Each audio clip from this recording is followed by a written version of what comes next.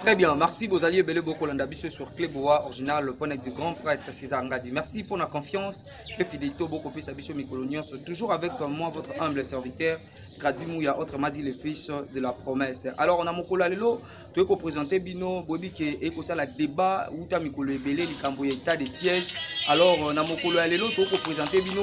Le Lengekani, gouverneur Moko Yaitouri Ayaki, pour répondre sur la question et état de siège, vous voyez que va te belé, pour l'état de siège et simbité, état de siège de gauche à droite. Alors, gouverneur Yaitouri Azalaki très disposé pour nous répondre à la question liée à l'état de siège. Alors, TV Zali Radio T, comment est-ce que gouverneur Yaitouri a répondu à la question au état de siège? Vous comprendre que Fati Béton a raisonné par sentiment, à ça par sentiment, mais à ça par vocation, à ça par révélation, on Nzambazo PCA ça pour que le peuple congolais va se retrouver petit mieux côté Namboka. Alors TV Zali Radio T, Bino, Bolandelema Oyo, et puis on se retrouve à la prochaine. Mesdames et messieurs, bonsoir.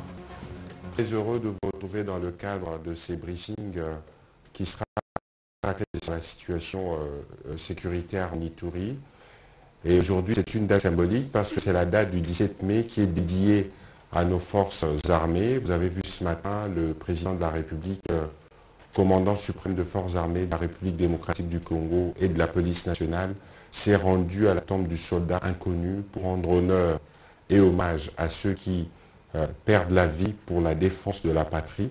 Et ce soir, nous en avons un qui dirige depuis plus d'une année maintenant la province d'Ituri. Ce sera l'occasion de faire le tableau général de la situation dans cette partie du pays.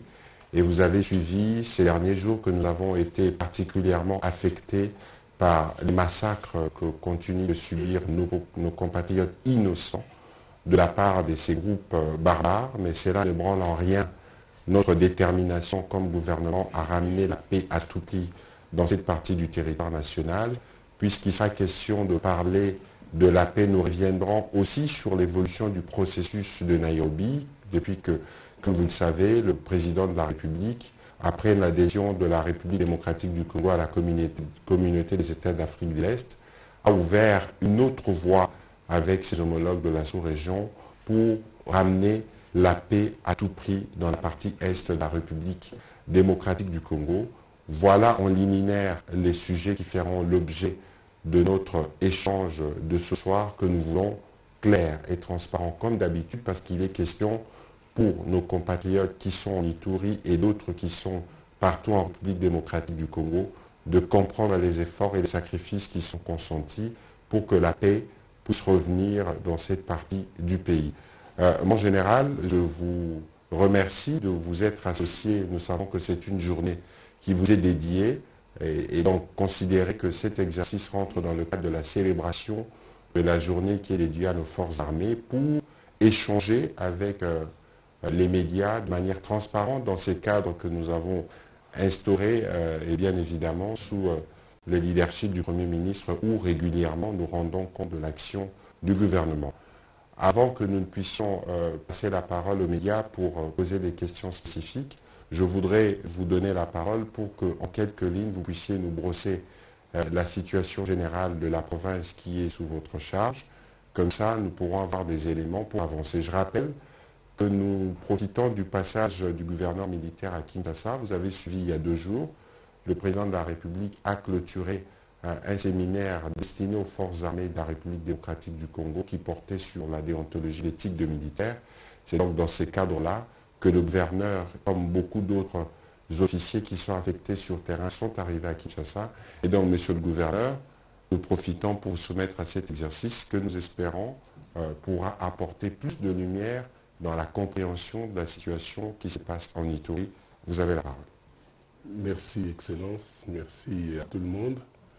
De prime abord, je voudrais vous dire que nous avons été, n'est-ce pas, en Ituri, je pense le 10, et nous avions commencé à travailler le 11.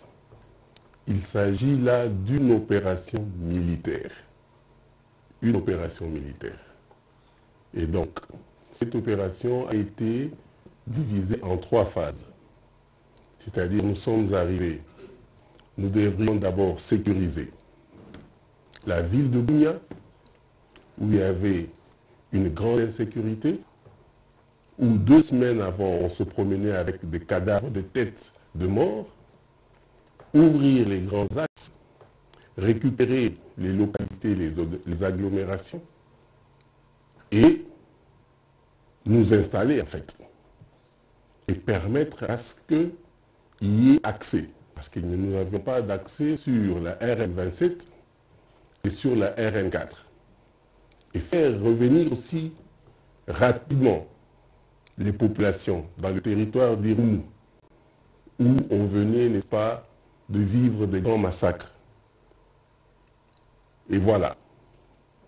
Nous sommes allés, donc nous avons repris ces localités, ces agglomérations. Nous avons ouvert les grands axes, en l'occurrence la RN27 et la RN4. Et la deuxième phase, et c'est là que nous sommes, c'était maintenant chasser,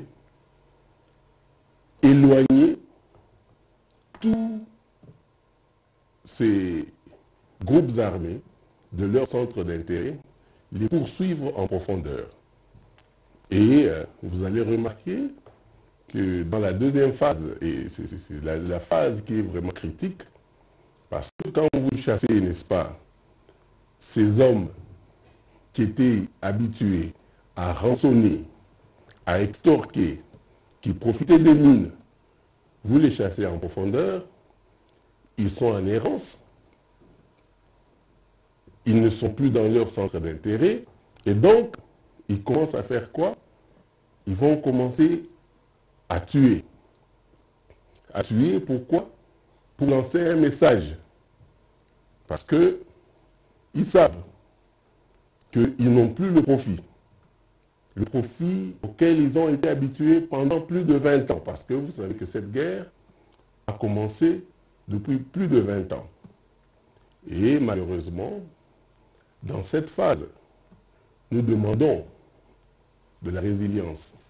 Non seulement de la résilience à nos militaires, parce qu'ils vivent des grandes choses, c'est une forte expérience, mais nous demandons aussi de la résilience à notre population. Nous demandons aussi l'union. Pourquoi? Parce que quand on tue, souvent, qu'est-ce qui se passe? Il y a des divisions. C'est vrai. Il peut se passer que, comme ces derniers temps, vous avez vécu vous avez, n'est-ce pas, suivi ce qui s'est passé à Pluto, vous avez suivi ce qui s'est passé à Loloa, mais ça, ce sont des signaux forts. Ce sont des signaux forts qui montrent que, effectivement, l'ennemi est en errance. Donc voilà pour le moment où nous sommes. Voilà aussi les conséquences de cette deuxième phase. Mais je l'avais déjà expliqué. Et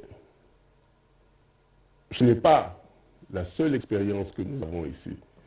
Vous allez vous rappeler, nous avons des pays africains qui ont vécu cette même expérience. Et vous connaissez notamment le Mali. Et même quand vous parlez du terrorisme, quand il y a eu Bataclan, on a tué beaucoup de Français. Mais c'était des moments d'unité, d'union.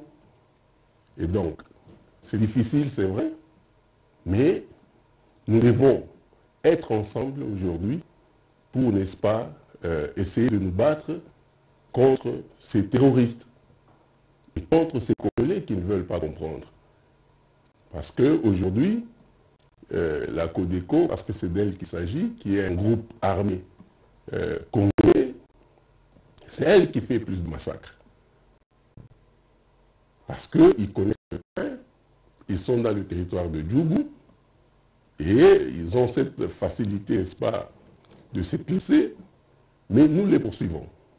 Nous les poursuivons. Voilà un peu là où nous sommes aujourd'hui avec nos opérations. Donc nous sommes dans la deuxième phase. Voilà, monsieur le gouverneur, merci de vos mots introductifs. À présent, je vais me tourner du côté de nos amis de médias pour recueillir la première question. Le principe, mon général, question-réponse Nous voulons des questions simples et claires pour nous permettre d'être le plus clair possible dans les réponses. On va commencer par Innocent Lenga et puis ce sera Richard Chako.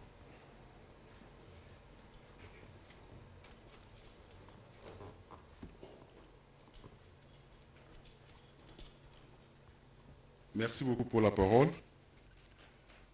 Mon général, la milice Codeco existe il y a plus de 3 ans en Ituri. À ce jour, combien sont-ils ces éléments de la Codeco? Ça, c'est la première question. Et la deuxième question, qu'est-ce qui empêche à nos forces armées d'épilonner les positions de ces miliciens, étant donné que leur rayon d'action ou leur périmètre est bien connu? Et enfin, la troisième question, quelle est votre réaction par rapport au refus des habitants de Mambasa de recevoir l'implantation de la base de la MONUSCO? Merci. Je réponds directement. Vous répondez directement. Peut-être, mon général, je vous demanderai, pour des besoins d'être bien vu à la télé, de bouger votre béret et de les reporter plus tard. Alors peut-être que vous pouvez juste l'enlever. L'enlever. Oui, comme ça, on vous voit très bien. Voilà. Merci à nos amis. Merci. Combien ils sont? Nous avons, vous savez, ce sont des civils. Ils sont dans leur village. Le matin ou la nuit, ils se transforment en paisibles citoyens.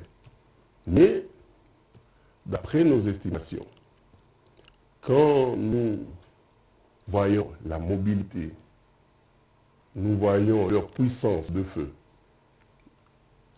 nous estimons qu'ils peuvent être à plus ou moins 8 000, 10 000. Entre 8 000 et 10 000.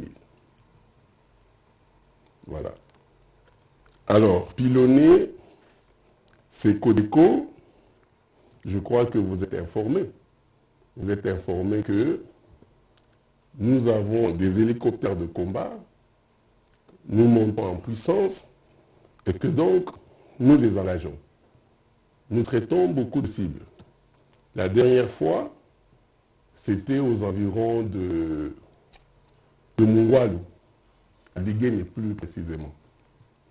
Nous avions utilisé nos hélicoptères de combat et je peux dire qu'on avait quand même bien traité les cibles. Et donc, mais ce que vous devez savoir par ailleurs, que ces gens-là, ce sont des Congolais. Nous mettons beaucoup de pression, nous utilisons nos hélicoptères, nous utilisons nos armes d'appui, mais il y a aussi des règles, notamment l'utilisation disproportionnée des armes. Eux, la Codeco, ils ont des AK-47, ils peuvent avoir aussi des mitrailleuses, et nous, parce que c'est une population, chaque fois que nous utilisons nos armes, nous devons toujours faire attention à certains principes. Donc, nous ne pouvons pas continuellement utiliser n'importe quelle arme.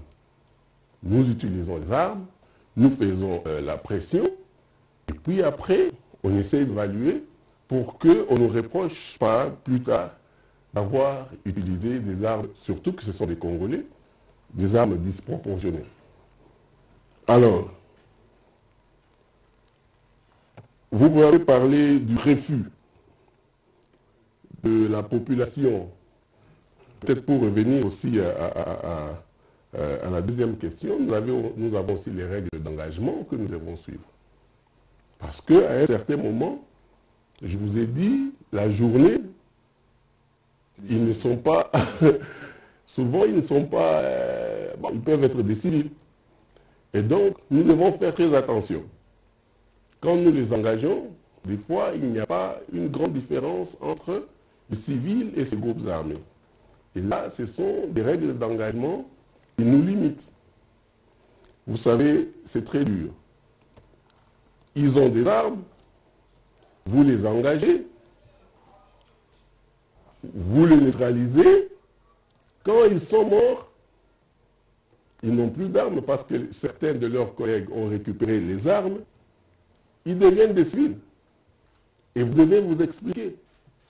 Tous les jours ici, moi je dois m'expliquer.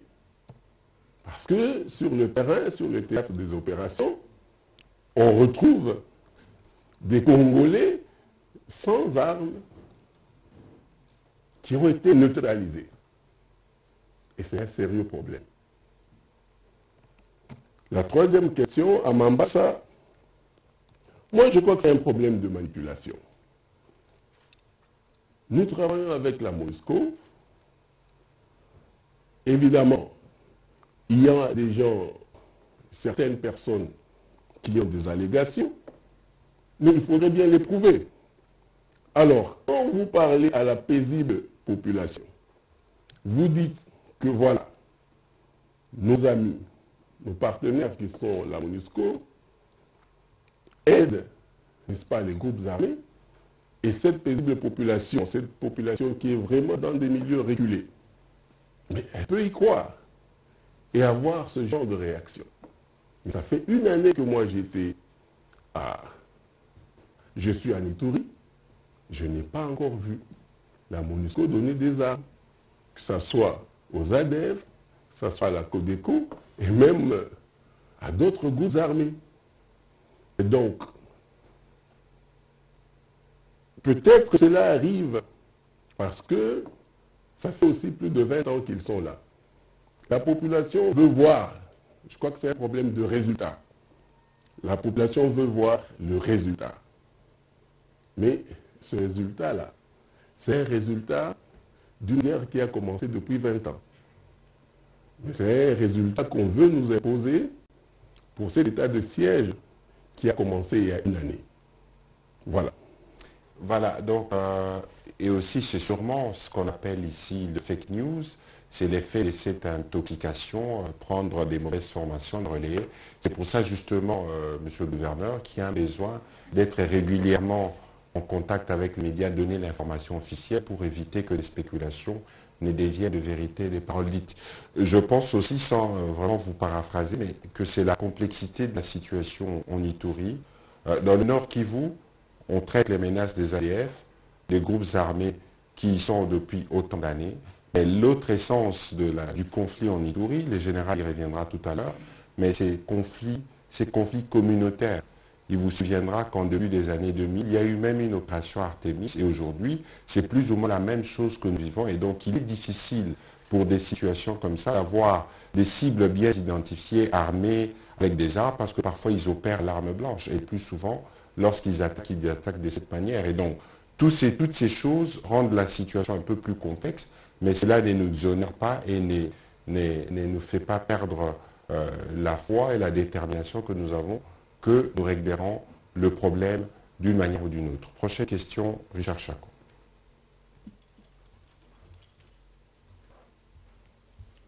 Merci beaucoup, monsieur le ministre. Mon général, ça fait, comme vous l'avez dit, depuis une année que vous êtes à la tête de la province de l'Ituri. Je crois que le ministre, dans l'entente du point de presse, a dit de la série des massacres que l'Ituri a enregistrés ces derniers temps.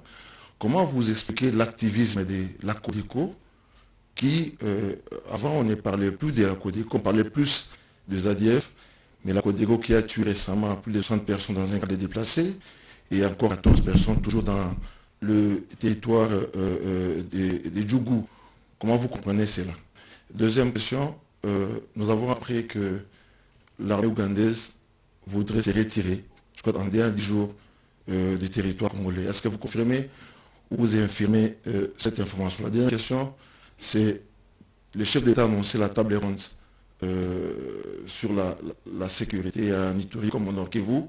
Est-ce qu'on peut savoir quel est votre cahier des charges si vous participez à cette conférence par rapport au rétablissement de la paix dans votre province? Merci. Alors, je veux tout de suite, le général pourra répondre, je veux tout de suite répondre à la deuxième question sur le retrait de troupes ougandaises. Je crois que vous voulez parler du tweet qui a été fait par le chef de l'armée, donc le fils du président Museveni. Il a fait deux tweets.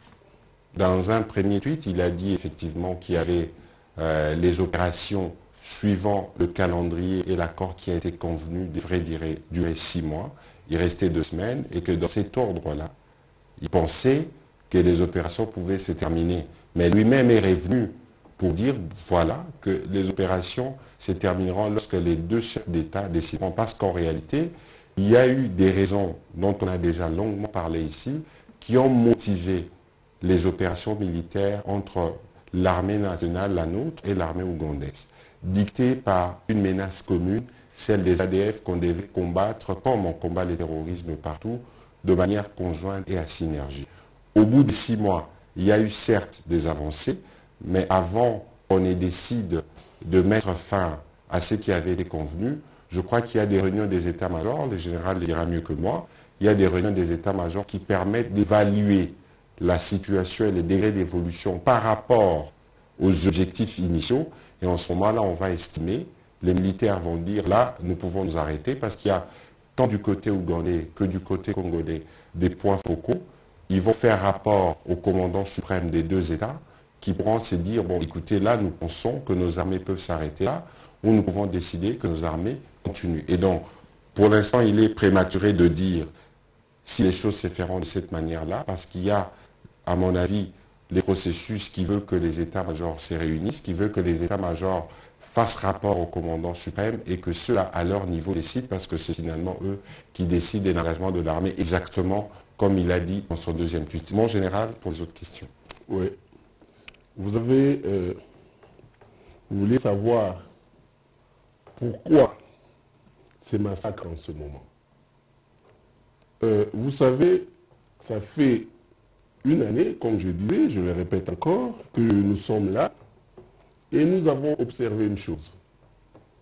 C'est que chaque fois qu'il y a des enjeux, souvent quand il y a des enjeux, vous voyez qu'il y a encore monté un peu de massacre. Aujourd'hui, on parle de la table ronde, on parle des rencontres de Nairobi. Et donc, c'est toujours... Parce que vous savez, nous, en tant que militaires, dans la stratégie, on n'attaque pas n'importe comment. Le moment, c'est quelque chose d'essentiel. Pourquoi est-ce que ces gens-là choisissent ce moment pour attaquer? C'est pour ça que moi je dis, c'est face aux enjeux. Ils ont un message à faire passer. Ils veulent peut-être dire, vous n'irez nulle part sans nous. Et qu'il faut nous intégrer dans vos discussions. Et que si vous nous laissez à côté, nous pouvons faire davantage de mal. Donc, ça, c'est ce que moi j'ai observé. Mais de l'autre côté, je vous ai parlé des centres d'intérêt. Ces gens vivent en errance depuis un certain temps. Ils étaient, comme je disais, sur la nationale. Quand je parle de Djougou, je vois la nationale 27, RN 27, où ils extorquaient, où ils pillaient. Et maintenant, c'est très difficile. Parce que nous avons mis là-bas une grosse patrouille. Nous avons mis une grosse patrouille qui est permanente, de sorte qu'ils ne peuvent plus facilement accéder. Je parle là de Djougou, du territoire de Djougou, parce que la RN27 passe au travers le territoire de Djougou. De l'autre côté, il y a eu aussi ce problème-là, où ils sont en train de se disputer la gestion des mines. Ça, c'est ce qui s'est passé la dernière fois. À Pluto, ce que nous avons suivi, c'est que il y a un temps, cette mine appartenait à un monsieur Ledou, et qu'après, elle a changé de propriétaire. Et que donc c'était le groupe Zahir qui s'y était installé. Mais toujours, parce que ce groupe Zahir ne s'est pas installé il y a 2 ou 3 jours. Vous vous rappellerez, je crois il y a 1 mois, 2 mois, il y a eu un commandant, je ne sais pas s'il faut parler, qu'il a été un peu distrait. Il y a eu ce groupe-là qui s'était même approché, le groupe Zahir qui s'était même approché de Mungwalu. Et la réaction a suivi. Ces hommes-là sont rentrés à Pluto. Et ont continué à contrôler cette mine-là. Et voilà que les Codeco ou la Codeco est venue pour les enchasser. Et c'est ce qui s'est passé la dernière fois. Ils sont arrivés la nuit, ils ont commencé à opérer à 3 h du matin jusqu'au moins 5 ou 6 h. Peut-être là où la question que la plupart des gens se posent, c'est que comment est-ce que ces gens-là pouvaient opérer? Comment est-ce que nos hommes n'ont pas pu intervenir? Non, c'est tout simplement parce que la nuit, vous intervenez, si vous n'avez pas ce qu'on appelle des night devices, vous ne pouvez pas voir, vous n'avez pas la vision de nuit, vous allez intervenir, vous allez causer encore davantage de morts. Je vous ai dit que ces gens-là, ils se connaissaient, ce sont les enfants du quartier, ils connaissent qui est qui. Mais nos hommes, c'est très difficile d'arriver la nuit et de commencer à traiter, n'est-ce pas, l'ennemi. Donc voilà pourquoi est-ce que nous avons eu autant de morts. Alors, vous avez parlé aussi du cahier de charge. Bon, ça c'est un vocabulaire que nous n'avons pas, nous en tant qu'armée. Nous avons, n'est-ce pas, nous dépendons, moi je suis au niveau opératif comme gouverneur, et donc ça je pense que ce sont des choses, moi je vais transmettre ce que j'ai sur terrain, je crois que ce sont des choses qui sont traitées au niveau stratégique, notamment au niveau du chef d'état-major général et au niveau du ministère de la Défense. Et que donc, quand ils vont se voir, ils vont se retrouver, je ne sais pas moi, dans quelques jours, encore à Nairobi, je ne sais pas si ce sera toujours au même endroit, je crois qu'à ce moment-là, le ministère ou le chef d'État ou le représentant du chef d'état-major saura ce qu'il peut leur demander. Mais moi, à mon niveau, je ne peux pas parler comme ça du niveau stratégique. Voilà. Alors, sur la question du processus de Nairobi, bien évidemment, nous y reviendrons. On va donner la parole à Edmond Izuba, puis ce sera Madame Rachel Kitita.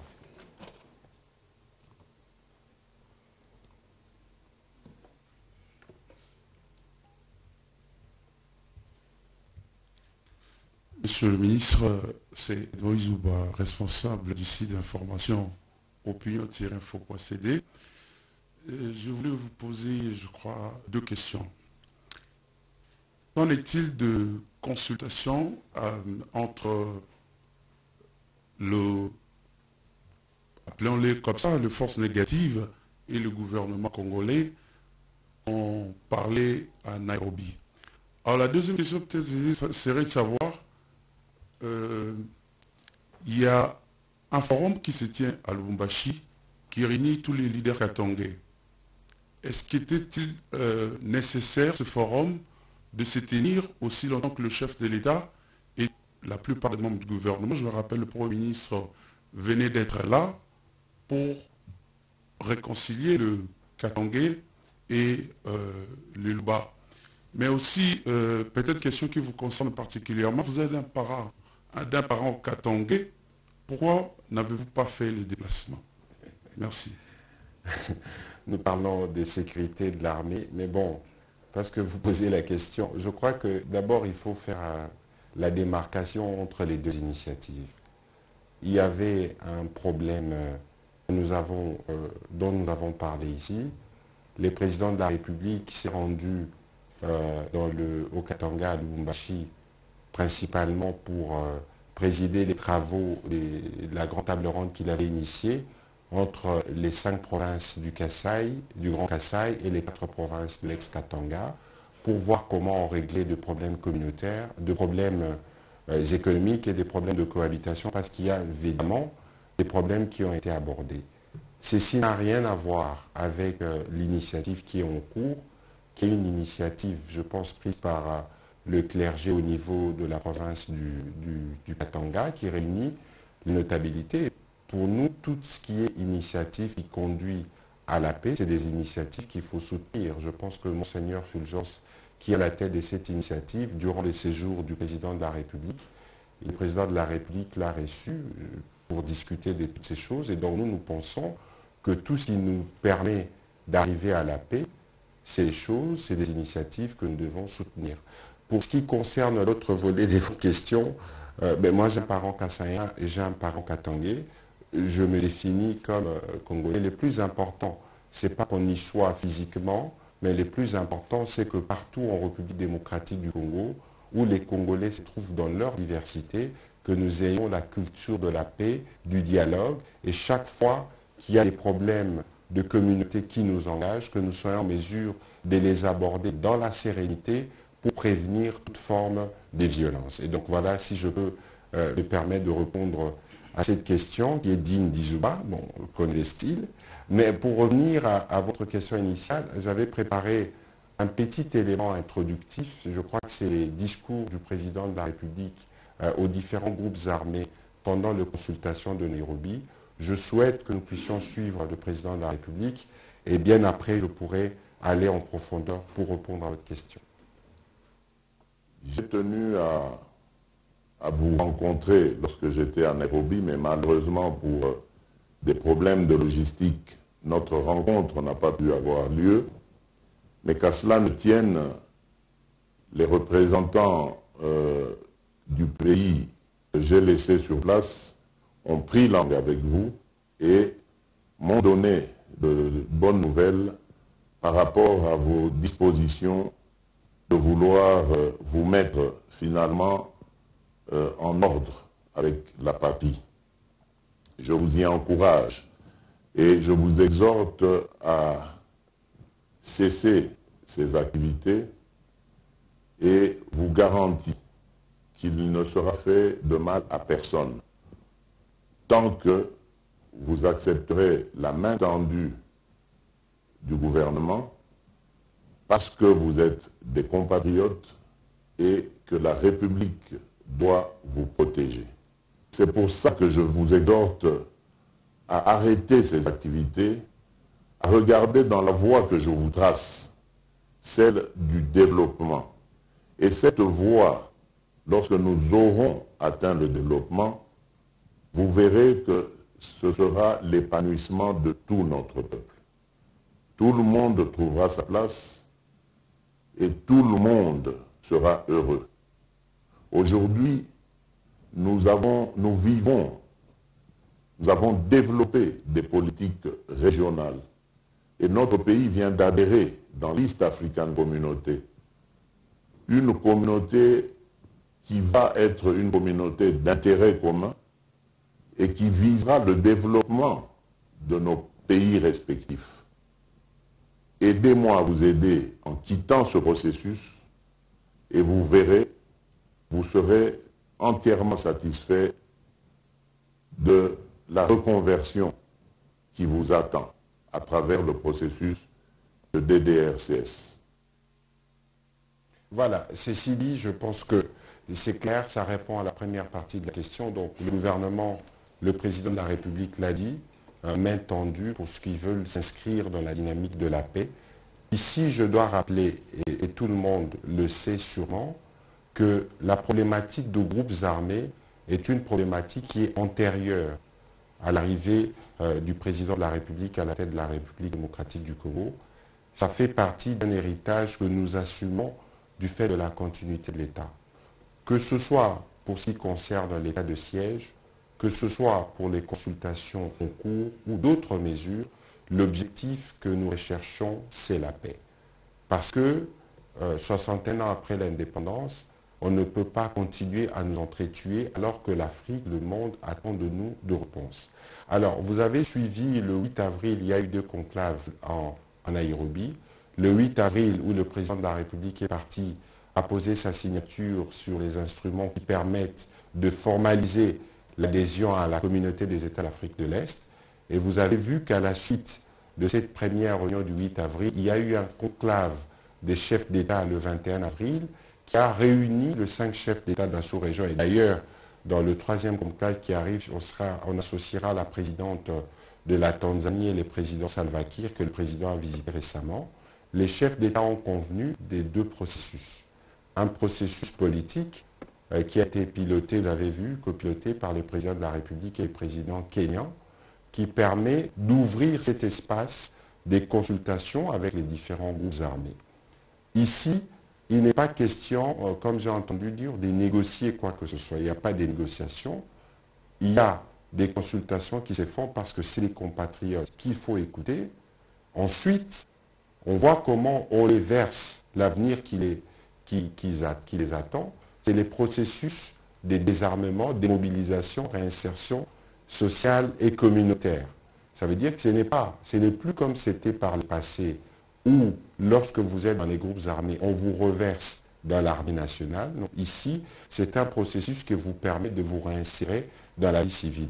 Dans ces processus prévus, il y a un processus politique qui a commencé avec ces consultations, qui se poursuivent parce qu'il y a eu, pour les besoins logistiques, d'autres groupes qui n'ont pas pu se présenter à Nairobi. Je crois qu'il y aura un round qui les concerne. Mais au-delà de ce que vous avez vu qui se tiennent, au moment où je vous parle, il y a des contacts réguliers poussés, notamment au plan national, entre les équipes qui sont commises à ces tâches par le président de la République et les gouvernements et les représentants des différents groupes armés pour justement discuter des conditions des redditions et des cessations de leurs activités. Et donc, le moment venu, il est prévu qu'il y ait un autre conclave des chefs d'État qui fera l'avancée de ces processus politiques et tous ceux qui, à ces jours, seront réfractaires à ces processus subiront une foudre parce que vous avez suivi que les chefs d'État de la sous-région ont convenu de mutualiser les efforts pour mettre une fois pour toutes un terme à ces situations. Il ne faut pas oublier que notre adhésion à cette communauté permettra à cette communauté d'avoir un marché chez nous.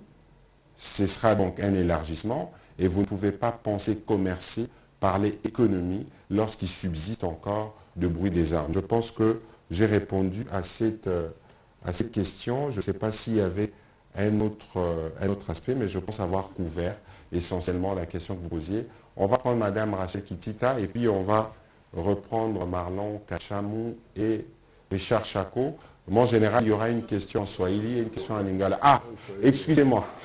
Marlon Kachamou et notre ami Marcelin, je pense, Marcelin de Télé 50. De Télé 50. Oh, bon, Patrice Boto, excusez-moi. Alain Lino Marcelli, voilà le nom. Voilà, il est revenu. Madame Kitita, vous avez la parole. Merci beaucoup, Monsieur le Ministre, pour la parole. J'aurais aussi deux petites questions pour vous. Une question pour le gouverneur. Dans la série de 3. Rapidement, ça sera rapidement. Je vais quand même vous lire ce tweet-là, Monsieur le gouverneur. Les massacres récurrents commis en Ituri consacrent l'échec de l'état des sièges et de la diplomatie régionale. Il faut un changement de stratégie et prévenir la répétition des atrocités par une profonde réforme du système de la sécurité et une coopération renforcée avec la brigade d'intervention signée Dr Denis Mukwege, prix Nobel de la paix. Monsieur le gouverneur militaire, est-ce que vous partagez cet avis? Mais il y a aussi une opinion nationale qui pense que l'état de siège, c'est carrément un échec. Il faudrait passer à autre mécanisme pour mettre fin à l'insécurité dans l'Est. Une toute petite question pour vous aussi, c'est qu'on vous voit très souvent dans des actions sociales plutôt que dans des actions de sécurité. Est-ce que c'est le cas? Monsieur le ministre, mon confrère m'a parlé tout à l'heure du forum sur la sécurité, la réconciliation et l'unité des Katangais. Et juste après, c'est le colonel Edi Kapen qui critiquait sévèrement ce forum. Colonel, membre de l'armée, ex-colonel, on les situe où finalement, monsieur le ministre? S'il est toujours dans l'armée, l'armée c'est la discipline, alors que l'armée est censée être apolitique. Y a-t-il une portée ne cherchez pas la polémique parce que derrière ces déclarations? Vous parlez du colonel Edi Kapan, vous voulez individualiser le sujet. Je ne veux pas aller dedans, mais aujourd'hui c'est les 17 mai. C'est les 17 mai, c'est la date. Jadis, nous célébrons la libération des forces de l'Ardèche et nous savons tous quel rôle le colonel Edi Kapan a joué à cette époque. Peut-être, témoin de l'histoire, il a voulu, je n'ai pas suivi toute sa communication, j'ai vu quelques tweets justement de vous, où il a abordé, il a donné ses avis sur ces sujets. Ici, madame, nous voulons parler de l'état de siège et nous considérons que quoi qu'il en soit, il n'y aura jamais d'unanimité totale autour de toute forme d'initiative et que le colonel a partagé ses opinions. Les autres ont les leurs et je pense qu'il faut donner une chance aux discussions qui s'éteignent là-bas. Je vais terminer par la dernière question d'actualité. C'est dans moins d'un mois dans moins d'un mois, puisque vous avez voulu répondre avant que je ne termine, excusez-moi s'il vous plaît, votre indulgence, la toute petite question, c'est dans moins de 2 mois que, sauf changement, le pape visitera la République démocratique du Congo. Alors, on en est où avec les Je souhaite préparatifs? que cette question me soit posée à la fin. Par vous ou par quelqu'un d'autre, j'y répondrai. La question est déjà posée, donc c'est à vous de voir quand est-ce que vous Je vous répondrez. répondrai à la fin pour permettre au général de ne pas perdre les fils des idées. Mon général, c'est dans cette ambiance que nous faisons la redevabilité. Ce n'est pas un exercice facile. Je comprends bien. Merci de vous y soumettre. Merci beaucoup. Vous savez, pour les grands responsables que nous sommes, c'est un mot peut-être très dur que je n'aurais pas voulu prononcer ici. C'est l'ultra-crépidarianisme. Oui. En français facile, monsieur le gouverneur. En français facile, cela signifie il faut vous informer souvent. Je ne sais pas s'il faut dire notre peuple périt par manque d'information ou parce que, en fait, les gens qui parlent, souvent, ils ne s'intéressent pas. Ils sont à un certain niveau, ils ne prennent pas. Vous savez, aujourd'hui, il y a une journée ouverte des FARDC. Je voudrais vraiment voir, je vais poser la question, vous êtes des journalistes, demain, il faut demander combien d'intellectuels et combien de responsables étaient dans cette journée-là. On parle, c'est vrai, nous n'avons pas tout fait. Ça c'est vraiment, c'est vrai, on n'a pas tout fait. Mais est-ce que c'est un échec? Madame, aujourd'hui, si vous arrivez en Ituri, moi, je vous dis que quand je suis arrivé à Bunia, 2 semaines avant, on se promenait avec des têtes de mort. Je suis sûr que le docteur, c'est un monsieur très respectable. Je suis sûr qu'il ne le sait pas. Je suis parti, ma première sortie, je suis parti de Bunia pour arriver à l'hôpital. J'ai dépassé Marabo pour arriver à l'hôpital de Niakoundé. Il n'y avait pas âme qui vive. J'ai trouvé un médecin. Et Dieu seul sait si un jour ce monsieur-là sera récompensé. Un médecin avec 3 vieilles malades à Niakoundé. Ça, ce sont des choses vécues. Vous pouvez aller le confirmer. Il n'y avait personne. Personne alors. Je suis arrivé jusqu'au territoire. On m'a amené, je crois, 30 bonnes dames de Kimbanguistes, parce qu'il faut que je les cite, qui venaient de Komanda. C'est devant elles que j'ai tenu un meeting, parce qu'en fait, je ne pouvais même pas tenir un meeting. Mais allez voir aujourd'hui, madame. Allez voir aujourd'hui. Il n'y avait que des véhicules incendiés sur la RN27 jusqu'à Komanda. Allez voir aujourd'hui.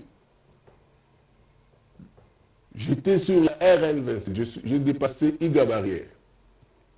J'ai trouvé 200 véhicules bloqués. Avec mon équipe, nous avons ouvert la RN27. Tout ce que vous entendez là-bas, Kobu, Bambou, Mungwalu. À Mungwalu, il y avait un peu de vie. Mais Kobu, c'était le sanctuaire de Kodeko.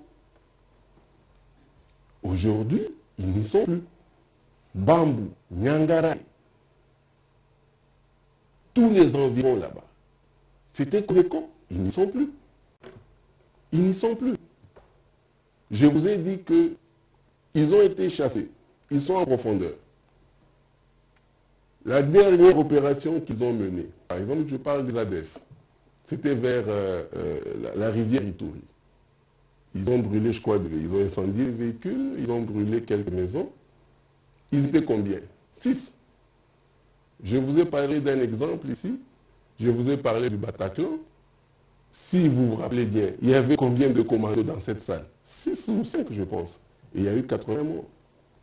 Devrions-nous dire que c'est parce qu'il y a eu autant de morts que l'état de siège a échoué? Aux États-Unis, les commandos, là, combien ont fait tomber les 2 tours? Il y a eu combien de morts? Mais aujourd'hui, vous voyez ce qui se passe. Donc, moi je pense qu'il ne faut pas tellement s'affairer. C'est vrai, ça fait mal.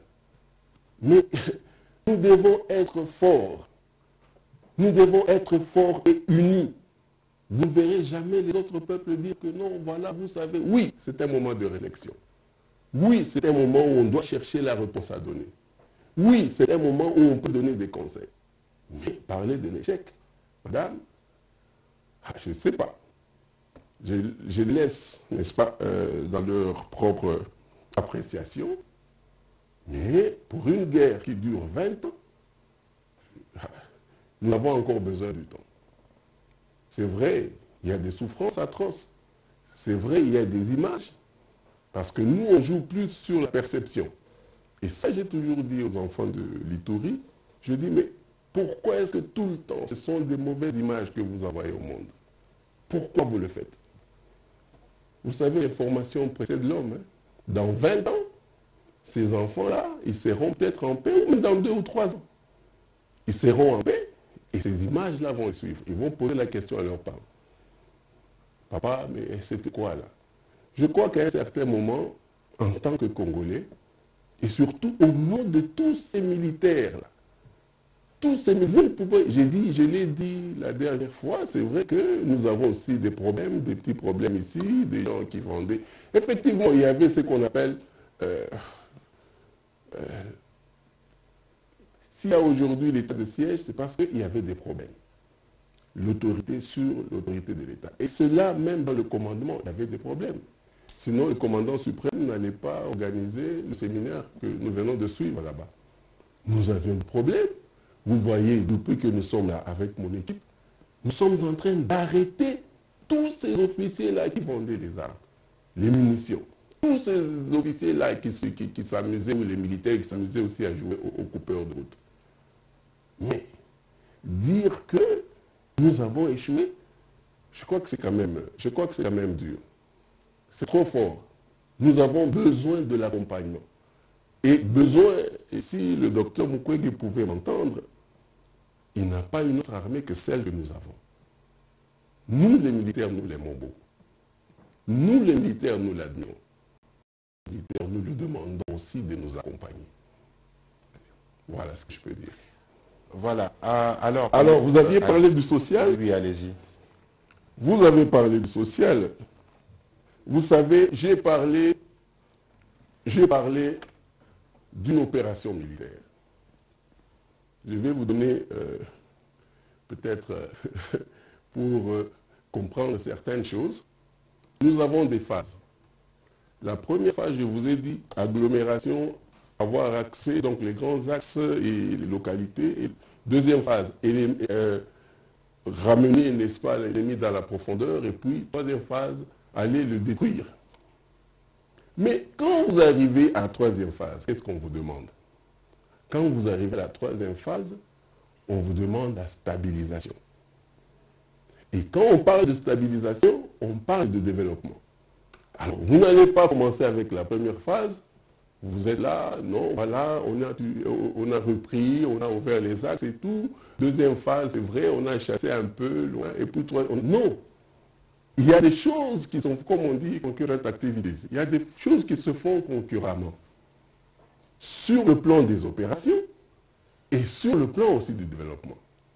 Donc, je ne peux pas arriver à la troisième phase. Quand vous allez me demander, vous allez demander, n'est-ce pas, au gouvernement, la stabilisation, donc le début du développement. Il n'y a pas d'autre. Non. Non. Vous voyez, toutes les armées, là, quand elles se déplacent avec ce qu'on appelle le génie militaire. Chez nous, nous sommes avec le génie militaire qui est à Béni, et nous sommes de l'autre côté parce que, bon, nous sommes ce que nous sommes, avec nos limites. En Ituri, nous avons engagé des sociétés, nous ouvrons les routes en même temps. nous réparons, on construit même des hôpitaux, ainsi de suite. De sorte que quand nous allons arriver à la troisième phase, nous aurons un prérequis sur le plan du développement.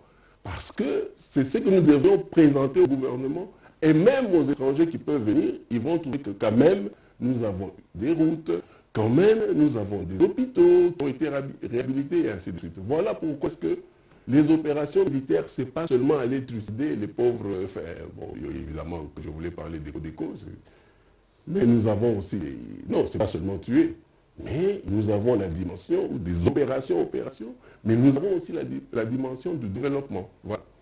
Alors, Madame Rachel, pour terminer cette partie, évidemment, mon général, vous avez bien répondu sur la question du docteur Mukwege.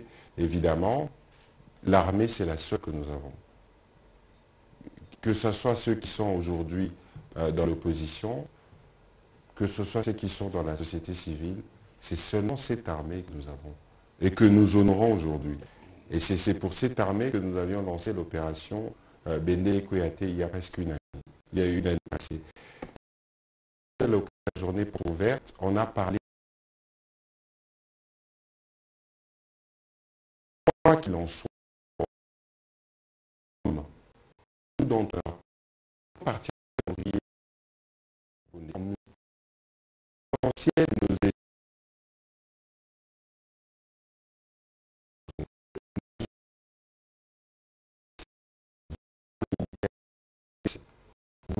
aucune idée de ce pas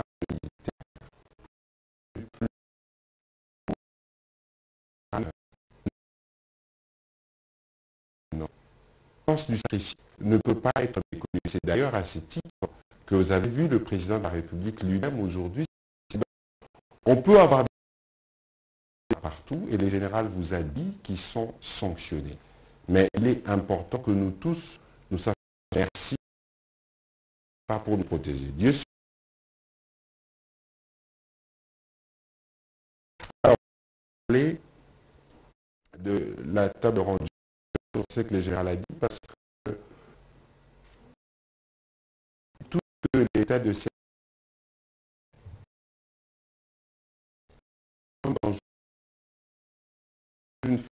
ça dépend de votre angle de perception. On vous a dit tout à l'heure. Où il y avait des routes entières qui étaient coupées. Où il y avait des régions où les populations ne pouvaient même plus aller dans les normes pour faire l'évaluation de siège, comme on dit, qui ont fait notre temps, et qui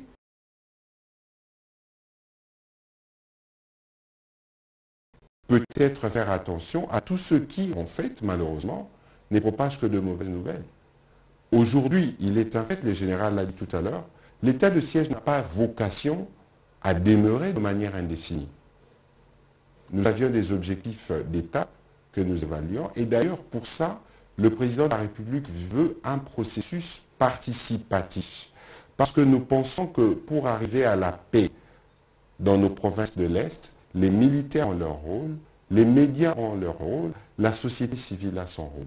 C'est pour ça que le président a lancé cette idée de forme de table ronde au terme d'une réunion où le Premier ministre, s'il vous plaît, a présenté les rapports de mission qui étaient initialement destinés au président de la République, mais le président de la République a voulu que tous les députés, sénateurs des provinces concernées puissent participer à cette réunion.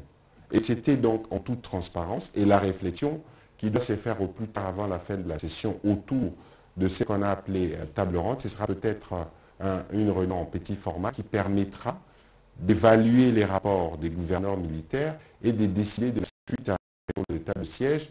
Ici, l'objectif principal, Madame Rachel, et c'est ce que tout le monde doit garder, c'est que nous devons parvenir à la paix. Voilà, on va prendre les questions que j'avais. Oui, allez-y, le gouverneur. Je voulais juste ajouter quelque chose là. Vous aviez parlé des ressortissants qui composent, n'est-ce pas, notre armée.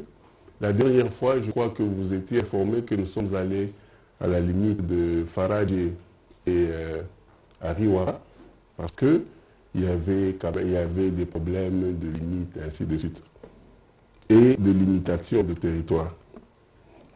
Alors, c'est à Kalikoumi. Nous avons les jeunes gens qui sont venus de Kamina, et qui se retrouvent là-bas. Je ne sais pas comment il faut... Des militaires de 18 ans, soldats 18 ans, 19 ans. J'ai posé la question au Calico qui était là. J'ai dit, mais vous connaissez ces militaires? Oui, c'est eux qui nous ont gardés, c'est avec eux que nous sommes restés ici. Ah bon? Vous savez, ils viennent d'où? Oui, bon, on sait qu'ils viennent du Katanga. Est-ce que vous connaissez le Katanga? Ah non, mais est-ce que vous pouvez vous imaginer ce sacrifice-là que ces enfants sont en train de faire, leur jeunesse? Et, s'il vous plaît, mieux vaut, n'est-ce pas, peut-être, c'est peut-être difficile de se taire, mais s'il vous plaît, vous ne pouvez pas vous imaginer le mal. Nous savons que nous avons, comme j'ai dit, nous avons deux petits problèmes. Nous les résolvons. Le chef est là, il a fait le séminaire, et nous continuons à arrêter les gens. Il y avait un non-État là-bas, là, en Ituri. Nous sommes en train de remettre l'autorité de l'État. Et je crois que c'est aussi un grand problème là-bas, parce que les gens ne veulent pas que cet État revienne. Je crois que vous êtes au courant que depuis que nous sommes là, en ce qui concerne la fiscalité et les impôts à l'extérieur, les impôts à l'intérieur, et même les taxes, tout a augmenté. Plus de 100%. Je parle des impôts à l'intérieur et à l'extérieur. Le ministre des Finances l'a confirmé. L'a confirmé.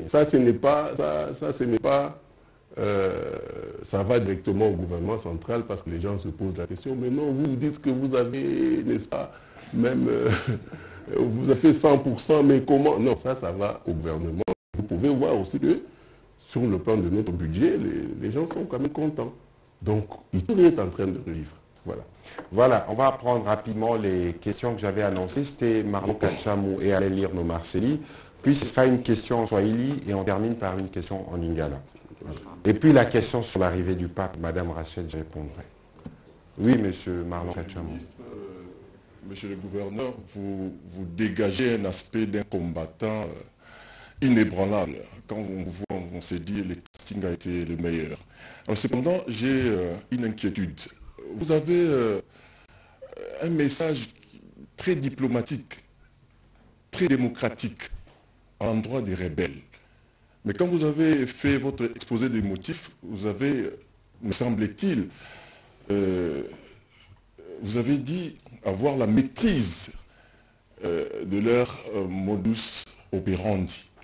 Mais pourquoi vous n'arrivez pas à infiltrer tous ces rebelles qui sont en fait similaires à la population qui tombe comme des mouches?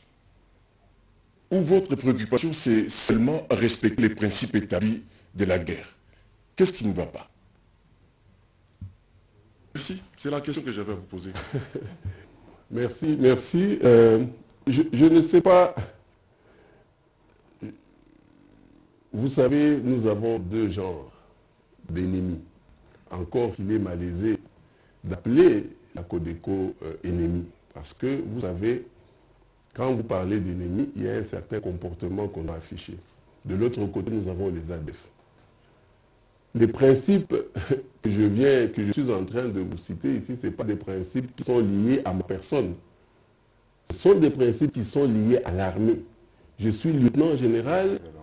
Oui, je suis lieutenant général, je ne peux pas faire n'importe quoi parce qu'on me dit que je suis sur un théâtre d'opération. Si vous ne savez pas, il y a un mois que j'ai été rappelé ici.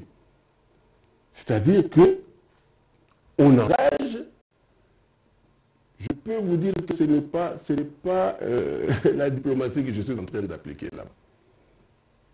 Ça, je peux vous rassurer. Et si les gens ont été mécontents, du côté de Kobu, du côté de Moual, les gens ont été mécontents, ce n'est pas parce que j'ai appliqué la diplomatie là-bas. J'ai vraiment traité ces cibles-là. Et à un certain moment, la population certaines personnes ont cru que j'étais en train d'en faire plus. Informez-vous. Informez-vous très bien. Je ne peux pas parler n'importe comment, mais je vous dis que il n'y a pas plus longtemps qu'il y a un mois, les gens se sont posé la question pourquoi est-ce que j'étais en train, du moins là-bas à Ituri, pourquoi est-ce que j'étais en train de poser tel ou tel autre acte. Pas la diplomatie. Ne vous en faites pas. Informez-vous très bien. Alors, vous avez parlé, oui, inébranlable et tout. Oui, je vous assure que quand je suis arrivé, non, c'est l'image que vous avez, je crois que c'est la vraie. Quand je suis arrivé à Ituri, je vous dis, quand je suis arrivé à Ituri, ce n'était pas quelque chose de facile.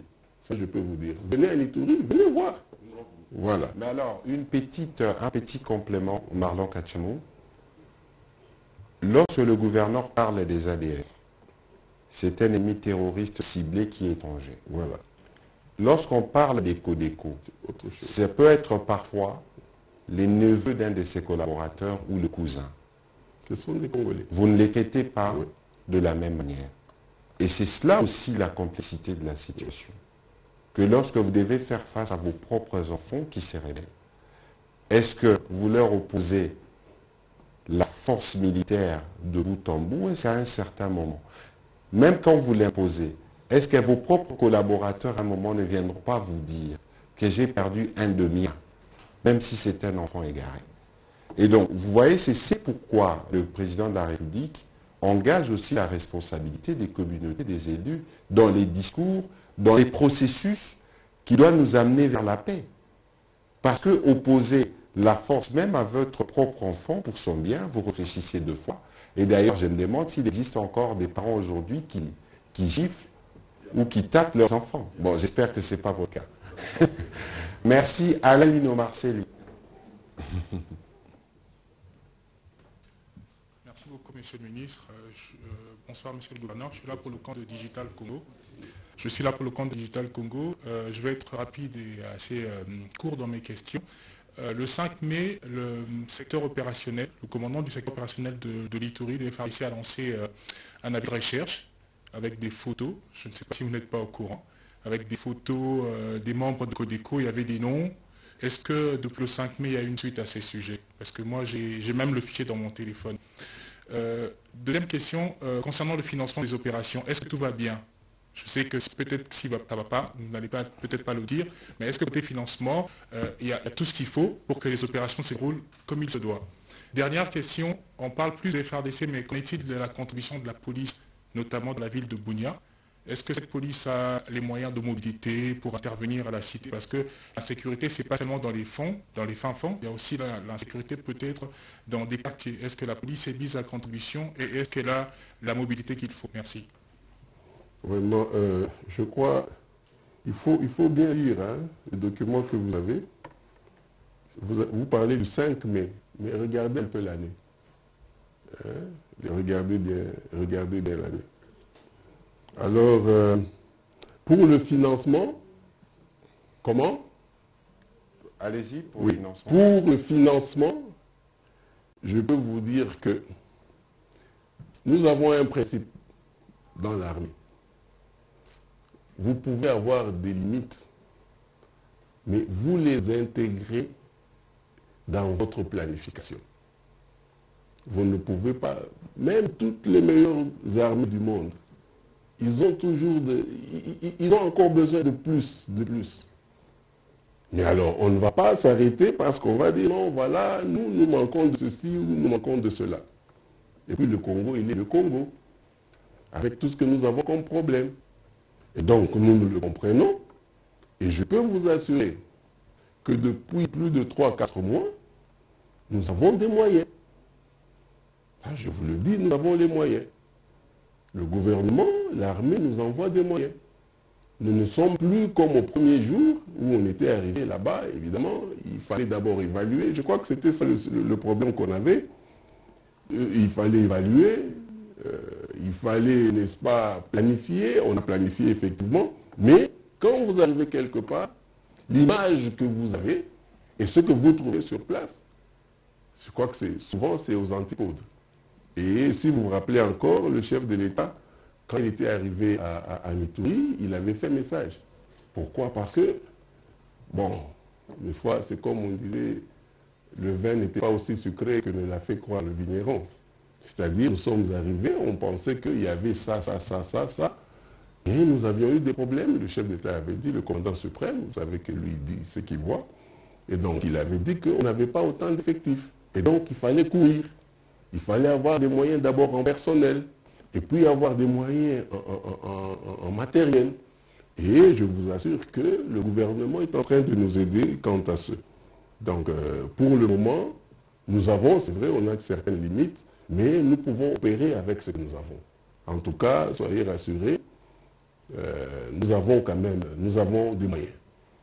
Voilà, l'action de la police. Alors, la police, vraiment, je tiens d'ailleurs à la féliciter. Parce que, aujourd'hui, avec le commissaire général de la police, nous avons eu un grand appui. Il nous a amené le personnel, et nous, en tant qu'armée, avec justement les mêmes moyens que le gouvernement a disponibilisés pour nous, nous avons aussi aidé notre police.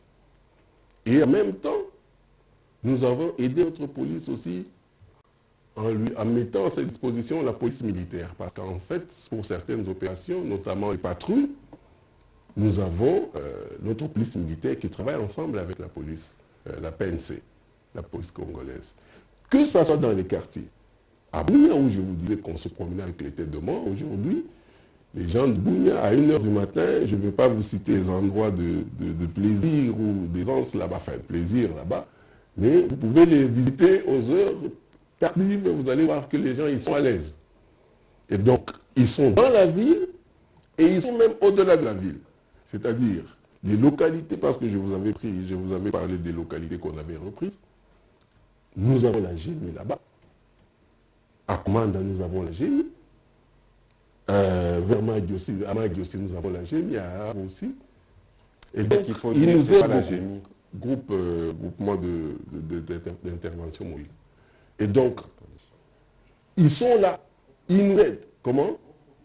Oui, groupe mobile d'intervention de la police. Voilà, de la police. Et donc, ils sont là, ils nous aident.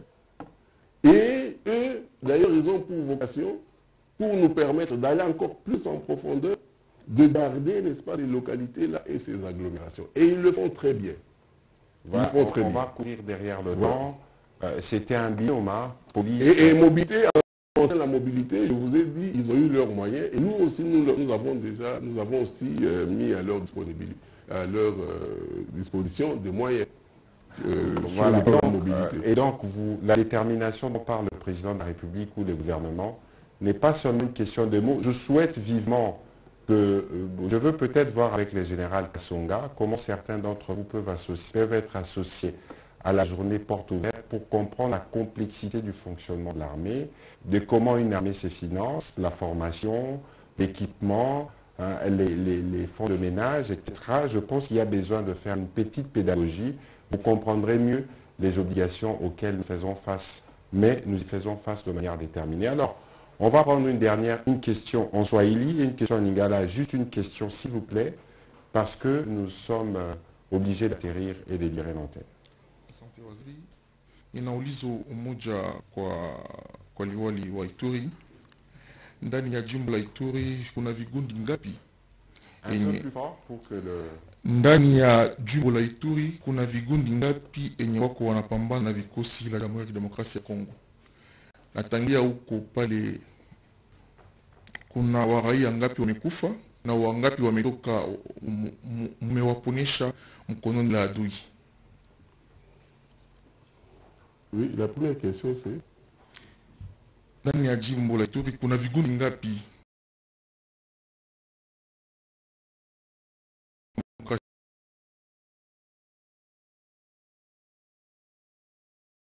mikono la adui na wangapi wamekufa? Ponesha. Oui, watosha ndani ya mwe. Ok. Asante. Wangapi tuliponesha? Puis troisième question. Non. J'ai deux. Ah, ok, sawa. Kile naweza kubaonesha, tuko d'abord, tuko na banaita groupe armé locaux. Groupe armé locaux ni pas groupe armé congolais beko bali. bale ba groupe tuko na Codeco. Codeco ndio ile groupe iko nafanya mauaji sana sana sana. Kufata tuko na FRPI. FRPI ni wale yuko kote ya Geti. Wao tulifanyaka nabo makor. Weko pale, weko na Rongoya. Tulikuwa na maproblemu ya Starik. Pesa iliisha na wanekala pale kwa manyumba yabo. Na wakati mwingine unajua kama watu wanaposa pesa wanakuwa wanafanya tuma desordre kidogo. Lakini wao atupigane nabo. Tunakuwa na FPIC.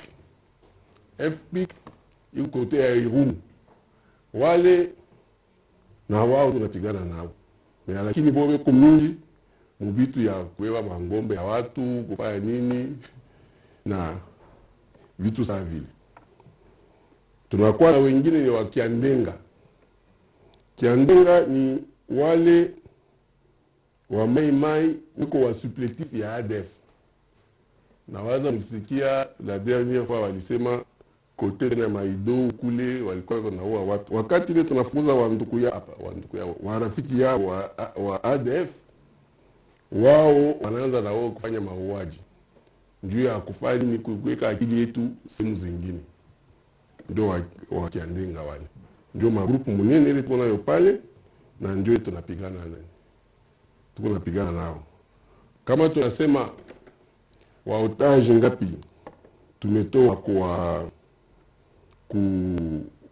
kwa adui. Leo hii kwa siku ya leo na waza tunaweza nafika uma 650. 650. Kwa mingi tuliwatoa, kwa mingi kabisa tuliwatoa wakati ya Boga na Chabi. Na waza muliwaka ile operation tulifanya pale. Tulipiga ule adui, alikuwa pembeni ya Boga ya Chabi. Na Chabi ilikuwa ADF. Tumepiga na tumalibere mafamili mingi sana. C'était au moins plus ou moins 150 personnes tulikamata. Wengine ni hawa wa siku yote tuko napigana nabo.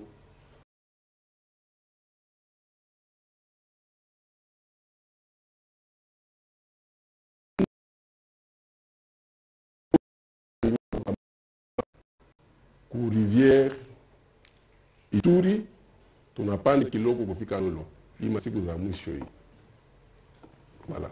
Voilà, on va prendre la question en Lingala. Fabrice, une question s'il vous plaît, comme ça nous terminons.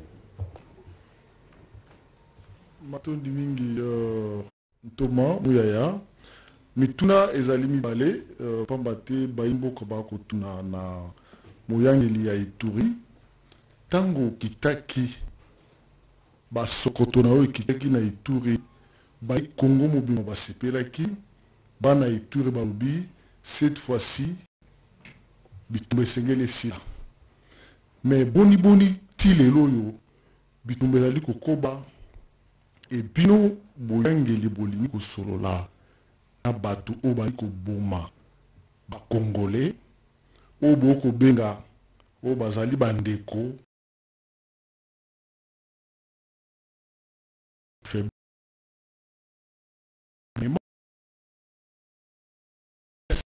sécurité kati ya bana ya Congo démocratique. Mutuna ya mibale ezali na Thomas Patrick Muyaya.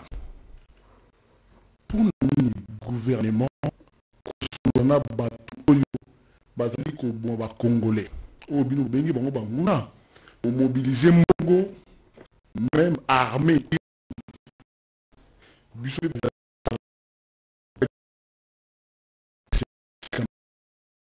lelo boyangeli bokoki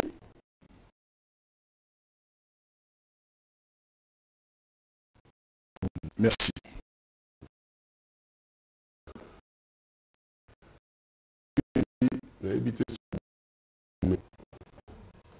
Bato azokufa bakodiko wana bozoloba wana bakodiko c'est parce que toza na baoyo azobenga ba auteur intellectuel oyo omoni eza population. Il faut beaucoup comprendre que nous sommes tous dans le milieu moko ya bato baza pauvre. Une population pauvre. Ba école nyonso mingi mingi. Que baza bato moko qui baza na compréhension moke. Bakoki kozala manipuler facilement. Mais ngai en tant que commandant des opérations, nazo sala ba opération. Bazo kufa, nazo mona ndenge bazo kufa. Chaque jour ici, il n'y a pas plus tard qu'il y a une semaine ou 2 semaines. Parce que dans la même communauté internationale. Et ça là-bas, chaque jour qu'il faut te répondre.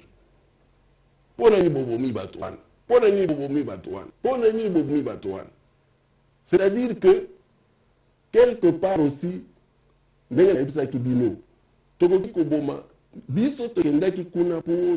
ADF principalement, parce que celui-là on appelle ennemi.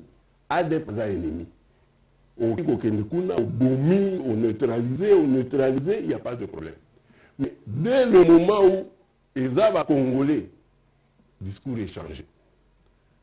Vous ne pouvez pas, vous pouvez s'imaginer, il y a 2 jours, 3 jours, na répondra qui na mituna mibale na bambu, je pense. Jour moko bana bazalaki na classe, tu choisiras qui jour wana qui est traité la cible, bombe moko ekoyaki na école. Et ça li dusu munene kaka bo. Mais jusque lobby wana azotuna ngai likamoni ezekaki kuna. Na dala je pense aussi. Bombe mususu hélicoptère ekoyaki, je crois que vous êtes au courant, ekoyaki na pembeni na village. Mwana moko azwaki éclat awa na moto. Pasotuna. C'est-à-dire que biso ba Congolais photo iba. Batouana bazo kufa. Mais toki ko silisa mokili mobimate parce que baza Congolais à un certain moment, comme je vous dis, ba koyi sabino mais pour ni yo zalaki ko utiliser ba arme minene boye alors que batouana bazaki na ba arme MD. Donc eza ba biloko mususu, moi en tant que commandant nakoki koya wana banda koyebi sabino que na sepeli na pas na bomaki ba Congolais mingi kuna ba côté bazo kufa si bokanisi que lokola bazo attaquer biso bazo kufa te, non bazo kufa, mais pour que bato ba boma ba côté na bakanya ba déplacer ou bien à côté na village moko, il faudrait pas de base à la 100 parce que vous avez mis ça 1000 mais ba kiko ba bomi 100 personnes, ça peut arriver. Hein? Donc il ne faut pas constater que oh non, ouais, bakufite, bazaka ndenge bazala kité. Kutu mingi pe bazongi na village na bango. Parce que bazomona puissance de feu ndenge toza utiliser feu. Voilà. Voilà, ndeko motuna oyutuni na ko rappeler na lobaki na français tout à l'heure. Makambo ya kobomana na STR de ces makambo ebandi depuis plus de 20 ans. Mokonzi mboka l'air a commis à coup de siège. Ça fait 1 année. La consultation est allée à Nairobi. Topé ma solo nyonso azobeta na ba pays voisins. Objectif ezaka moko koluka kimia. Ba Congolais oyo bazwaki mondoki poto bomana. Bazaki na ba raison na bango. Yango président kisi awa. Oye moko alobi na pesibino na lopoto to lobi main tendue. Boya totala to bongisa oya bino. Baza ba Congolais. Ata mwana tengami atikali kamwana na yo mokonzi mboka za papa ya Congolais nyonso na ba oyo babomaka Congolais mususu yango topesi yango 2 options ya boso boye na biso ba discussion totale ndenge nini pe tozobisi na bisi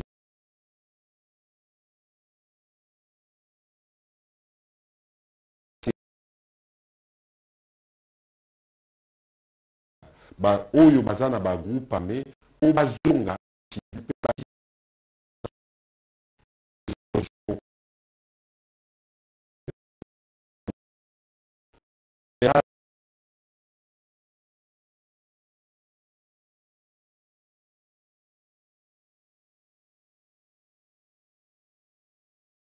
Mboka depuis Aloba, basoda, baza puni chaque jour au moins ba procès à la makanateli.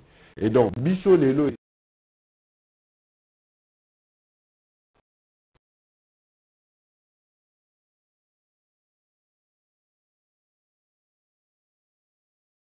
voilà.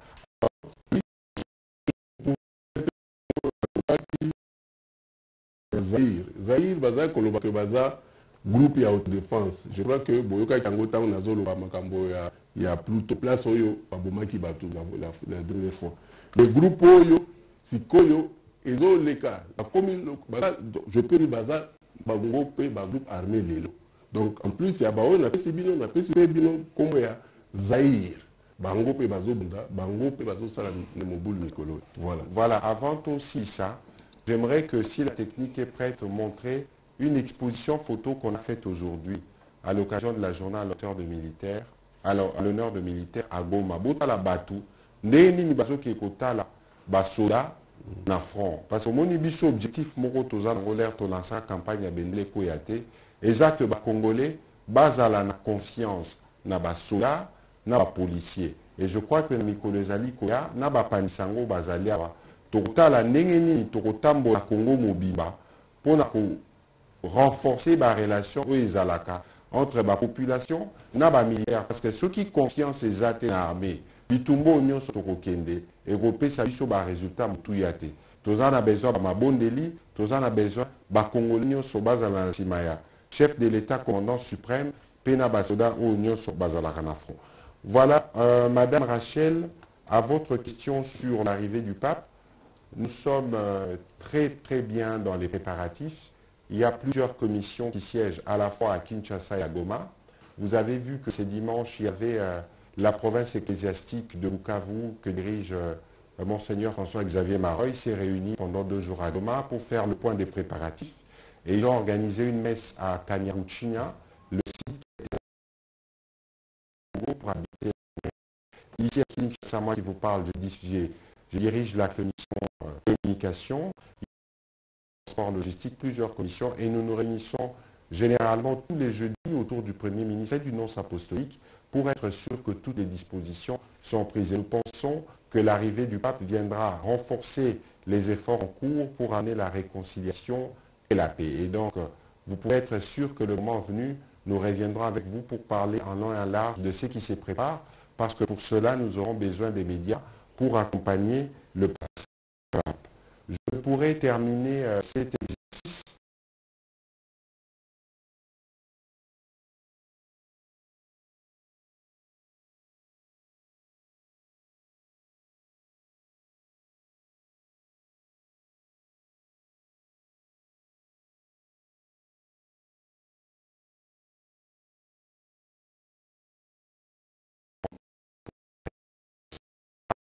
distribué, partagé tout à l'heure. Comme ça, vous pouvez avoir une idée du sujet.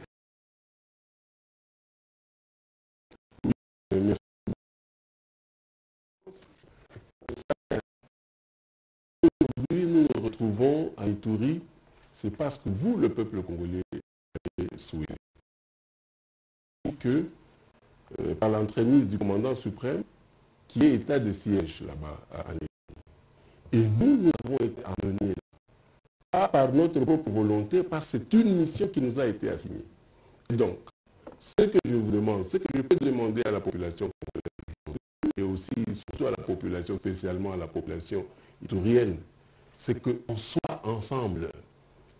Ça ne sert à rien aujourd'hui de nous diviser parce que, voilà, il y a eu autant de monde ici, autant de monde là-bas. Prenez toutes les grandes armées du monde. Le jour où ils ont eu des problèmes, là où ils ont perdu autant d'hommes, ou bien autant de population, ils se sont unis.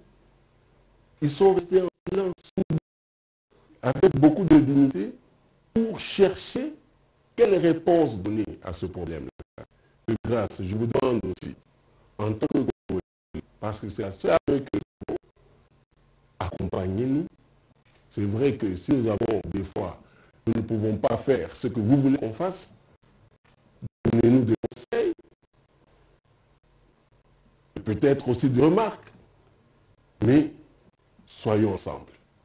Voilà, c'est sur ces mots que nous terminons cet exercice de redevabilité. Merci, Monsieur le Gouverneur. Nous pensons avoir apporté des éléments d'éclairage sur la situation en Ituri. Vous avez l'occasion d'essayer à nos FARDC. Nous avons voulu, mon général, vous rendre hommage et à tous ceux qui, comme vous, se battent au front pour amener la paix. Vous pouvez compter sur le soutien du commandant suprême. Il vous l'a dit à l'occasion du séminaire qu'il a présidé, du gouvernement. Nous mettrons tout pour soutenir notre armée. Et Bende les Koyate, fouettez les mains toujours, parce que comme vous l'avez dit, et vous avez besoin de notre soutien pour amener la paix dans ce pays. Nous vous remercions et dans le cadre d'un prochain briefing. Et en attendant, nous vous convions à rester attentifs pour suivre le programme de redevabilité du gouvernement que vous suivez depuis quelques jours. C'est un exercice inédit.